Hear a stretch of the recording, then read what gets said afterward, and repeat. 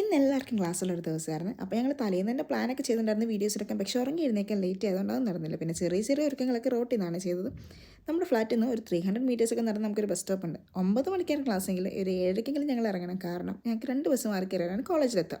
First ബസ്സിൽ ഒരു 15 to 20 minutes ഒക്കെ ഇരുന്നാൽ മതി. അവിടെ നിന്ന് നമ്മൾ നെക്സ്റ്റ് സ്റ്റോപ്പിലാണെങ്കിൽ നെക്സ്റ്റ് ബസ് പിടിക്കണം.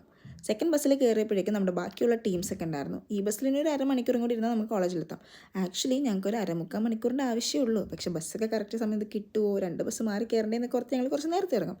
കോളേജിലെത്താൻ കുറച്ച് ലേറ്റ് ആയപ്പോൾ ഓട്ടോ ആയിരുന്നു ക്ലാസ്സിലേക്ക്. ഇവർക്ക് വേറെ ക്ലാസ്സിലാണ്. എനിക്ക് പിന്നെ ഇൻഡക്ഷൻ സെഷൻ ആയതുകൊണ്ട് ഞങ്ങൾ ഹോസ്പിറ്റാലിറ്റിക്കാരുടെ കൂടെയായിരുന്നു.